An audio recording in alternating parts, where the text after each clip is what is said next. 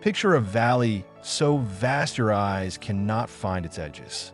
Now, picture every inch of that valley covered in human bones. White bones, dry bones, shattered by centuries of sun and wind. Thousands of them. Med million. No sound. No brise. Just the crushing silence of absolute death. And then, standing in the center of this impossible graveyard, God asks a question that no human being should ever have to answer. This is the story most people have never truly heard. The prophet Ezekiel was torn from his homeland, dragged into exile in Babylon, and there, in the depths of total devastation, he received visions that shatter everything we understand about the boundary between the living and the dead. But this particular vision, the Valley of Dry Bones, was not merely a spiritual message. It was a test that forced Ezekiel to make a choice that would forever alter how humanity understands the power of God over death itself. And his answer changes everything. What would you do if God placed you in the middle of a forgotten battlefield, surrounded by the skeletal remains of an entire army, and asked you one simple question? Can these bones live? This is not a rhetorical question. This is not a beautiful metaphor. It is a real question asked of a real man, in a real place where death seemed to saturate the very air. And Ezekiel's response reveals something deeply unsettling about human nature and what it truly means to trust the impossible. Before we reach the most terrifying moment of this vision, you need to understand who Ezekiel was and why God chose him specifically to witness something this extreme. Because this story does not begin in the Valley of Bones. It begins years earlier in a besieged city, inside a temple on the verge of destruction, and in the life of a young priest who never imagined his destiny would be to prophesy among ruins. Everything that happened afterward only makes sense when you know what came before. The year is 597 BC. Nebuchadnezzar's Babylonian Empire had already demonstrated its crushing military power against Jerusalem. King Jehoiakim was led away in chains, along with 10,000 of Judah's finest citizens. Among them was a young priest named Ezekiel, son of Buzi. He had been trained his entire life to serve in Solomon's temple, the sacred center of Israelite worship. Instead, he found himself marching through hostile deserts toward a foreign land where his captors worshipped alien gods. Babylon was the opposite of everything Ezekiel had known. Massive towers dedicated to Marduk rose above the skyline. The legendary hanging gardens defied engineering. Canals cut through the city like veins through a living organism. And in the midst of this pagan grandeur, the exiles from Judah were settled along the River Chebar, in a makeshift community where they struggled to keep alive a faith that seemed more distant with every passing day. Ezekiel lived among people losing hope that God cared. It was there, in the 5th year of exile, that something impossible happened. The biblical text says the heavens were opened, not metaphorically. Ezekiel describes a storm approaching from the north, an immense wind, a cloud engulfed in fire that folded in on itself, and at its center, for living creatures with faces of a man, a lion, an ox, and an eagle. Wheels within wheels, covered in eyes, moving in every direction without turning. It was the mobile throne of God. Ezekiel fell face down, undone. From that moment forward, Ezekiel was no longer merely an exiled priest. He became the voice of God in the midst of chaos. But it was not a glamorous calling. God commanded him to eat a scroll filled with words of lamentation. He was ordered to lie on his side for 390 days. He was told to cook food over dung. Every prophetic act was a living message performed in the body of the prophet himself, directed at a people who refused to listen with their ears. So God spoke through flesh. Meanwhile, back in Jerusalem, things were spiraling toward catastrophe. King Zedekiah, placed on the throne by Nebuchadnezzar himself, decided to rebel against Babylon. It was political suicide, and Ezekiel, hundreds of miles away in exile, knew it. God was showing him in visions what was happening inside the temple itself. Idolatry, pagan rituals, religious leaders worshiping images of reptiles and animals carved into the sacred walls. The heart of Judah had rotted from within. Judgment was coming. In 586 BC, the unthinkable happened. Nebuchadnezzar destroyed Jerusalem. Solomon's temple, which for 400 years had stood as the supreme symbol of God's presence on earth, was reduced to ashes and rubble. The walls fell. The city burned. Those who survived the slaughter were dragged into exile. For the Jewish people, this was not merely a military defeat. It was the end of the world as they knew it.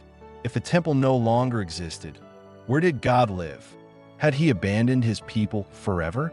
This is the question that echoed in the heart of every exile when Ezekiel received the vision of the valley of dry bones. Understand the moment. This was not a theological exercise. This was real despair.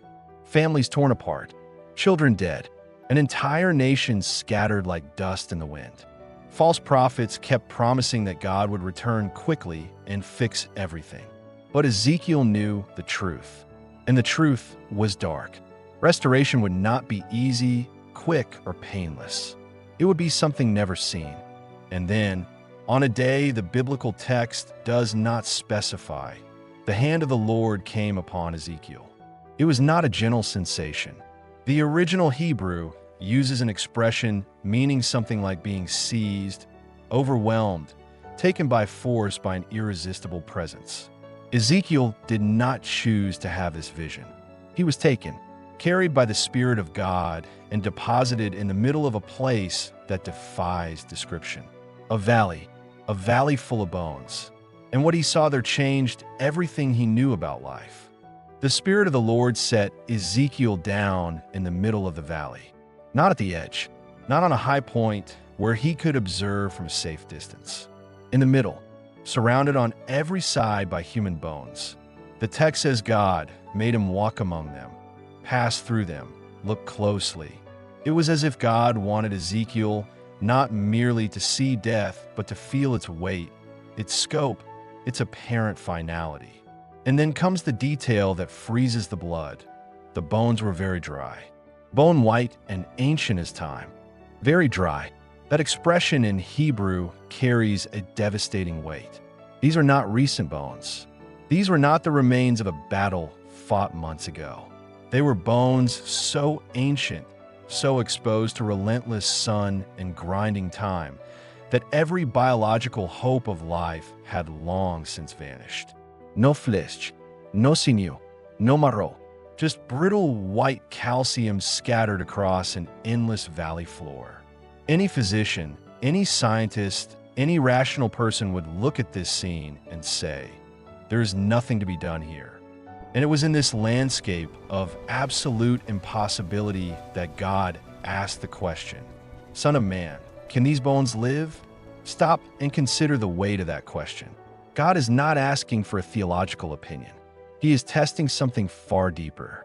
He wants to know whether Ezekiel, after everything he has witnessed, after all the destruction, after all the death, still believes there is something beyond the visible, that a power exists capable of reversing the irreversible.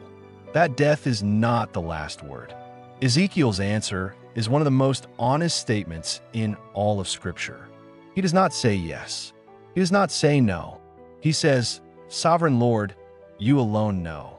It is the response of a man who has seen too much to be naive, but who still fears God enough not to place limits on divine power. He did not have blind faith. He had informed faith. He knew that by every human measure it was impossible.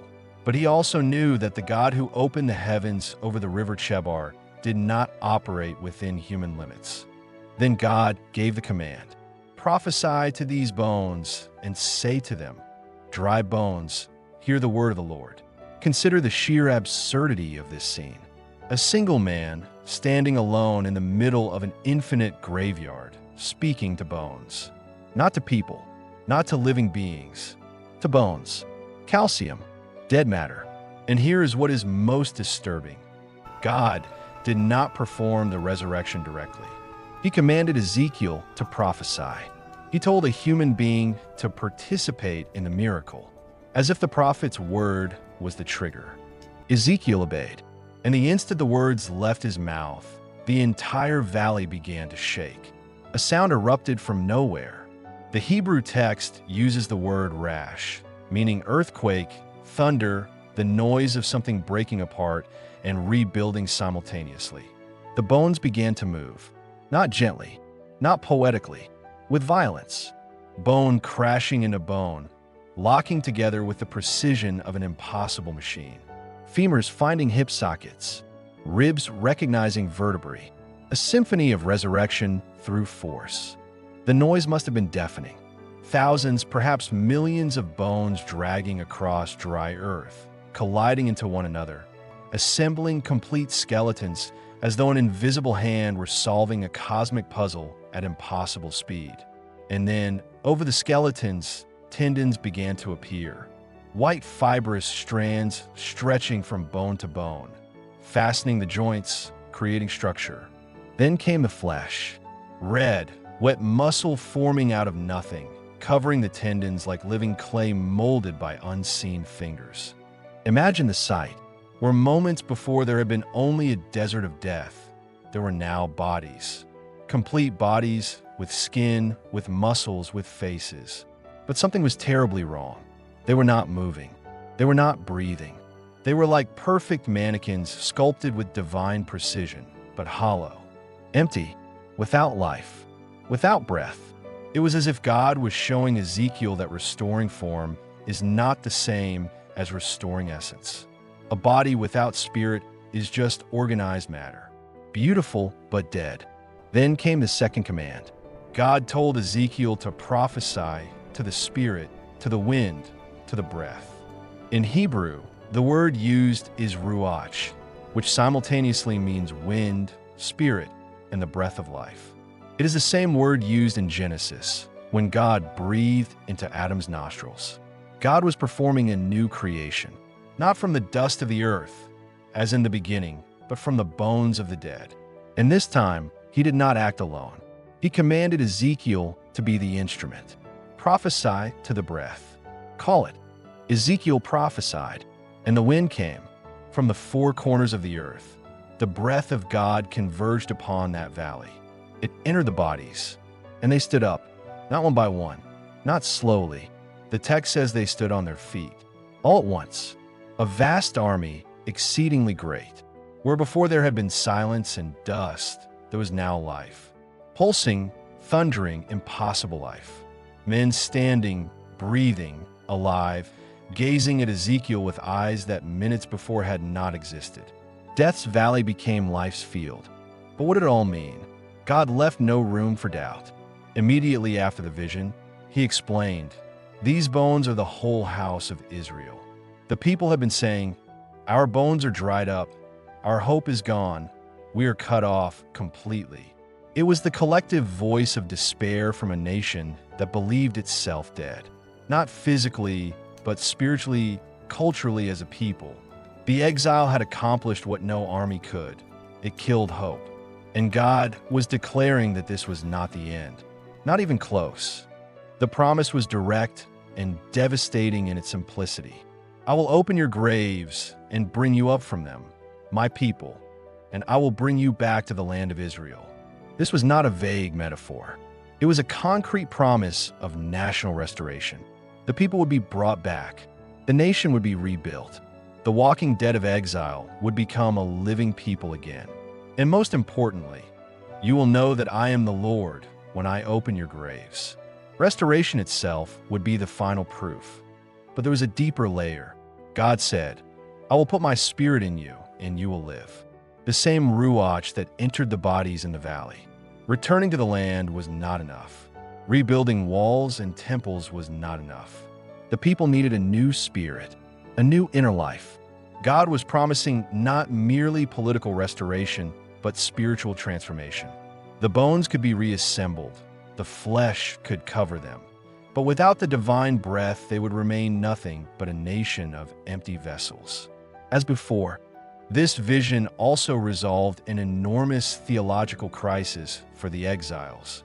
If God allowed the temple to be destroyed, was he weak? If the people were defeated, was the covenant broken? Ezekiel 37 answers with a thundering no. God was not weak. God was executing a plan that passed through death to arrive at resurrection. The destruction was not the end of the story. It was the middle. The Valley of Dry Bones was not Israel's final destination. It was the lowest point before the greatest reversal. The chapter continues with another prophecy equally powerful. God commands Ezekiel to take two sticks, one representing Judah, the southern kingdom, the other representing Israel, the northern kingdom, separated for centuries. And God tells Ezekiel to join them together in his hand. The two divided kingdoms would become one people again, one nation, one king, one God. The fracture that began with Rehoboam and Jeroboam, spawning centuries of civil war and idolatry, would finally be healed, unity restored. For the Jews of the 6th century BC, these words were almost impossible to believe. The northern kingdom had been destroyed by the Assyrians in 722 BC. The 10 tribes had been dispersed and, for all practical purposes, vanished from history. And now God was saying they would return, that they would be united with Judah once more.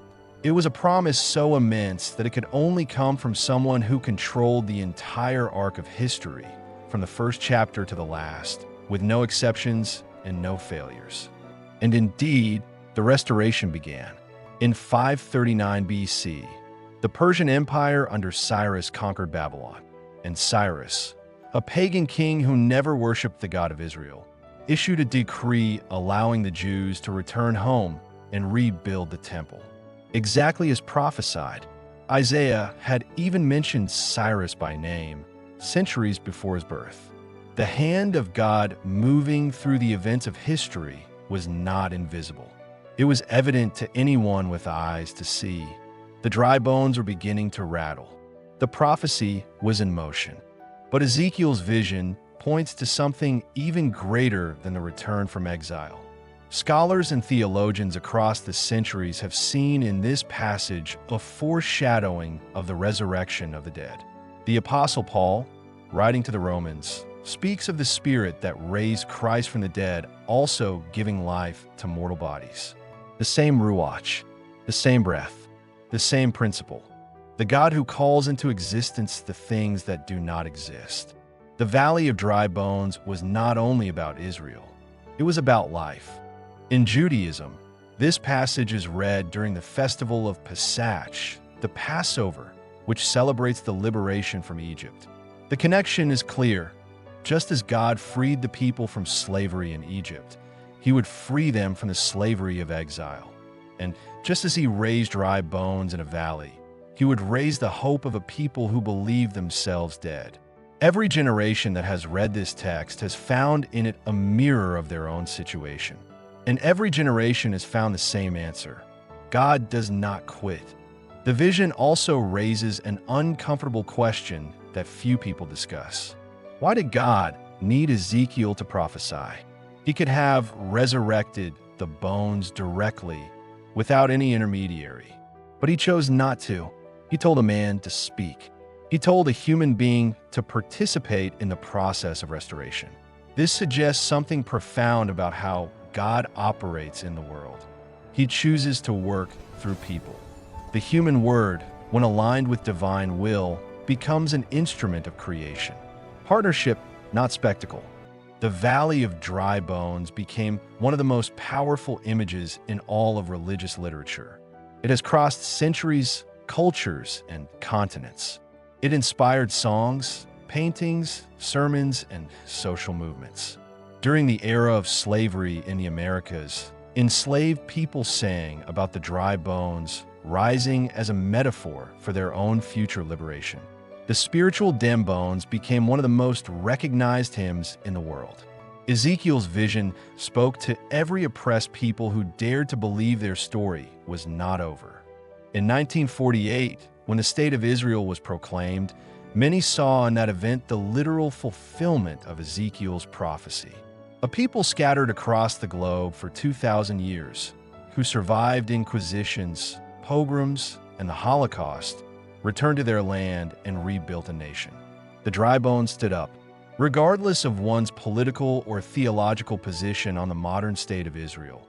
The historical fact is undeniable. Something that seemed utterly impossible happened. Ezekiel 37 described it first. But perhaps the most personal message of this vision is this: every human being knows the valley of dry bones. Everyone has stood in a place where hope seemed dead, where dreams lay so dry and shattered that no logic offered a way forward. Broken relationships, ruined careers, shattered faith, and God's question echoes to every person standing in that valley. Can these bones live? The answer never depends on our ability to see the path. It depends on our willingness to hear the voice that calls us forward. Ezekiel did not understand everything he saw. No prophet ever did. But he obeyed. He spoke to the bones when it made no sense. He prophesied to the wind when there was no breeze. And the impossible happened, not because he was special, not because he had powers, but because when faced with the hardest question, he did not say no. He said, "Sovereign Lord, you know." And sometimes that is the only answer God needs to begin moving the bones in the valley of our own story. Trust beyond understanding. In the next video in this series, we will explore another of Ezekiel's visions, equally disturbing. The temple that was never built. A structure described in such precise architectural detail that engineers have attempted to construct it, yet raises questions that no one has been able to fully answer. Did Ezekiel see the future? Does this temple exist in another dimension? The answers may change everything you think you know about the final destiny of humanity. Do not miss the next episode. If this story moved you in any way, leave a comment telling us which part of Ezekiel's vision impacted you most. Was it the moment the bones began to move? God's impossible question? Ezekiel's honest answer? Share this video with someone who needs to hear that dry bones can live again. Subscribe to the channel and hit the bell so you never miss the next episode about Ezekiel's mysterious temple. Until then, remember this: no matter how dry the valley, the breath of God can bring life back from the dust.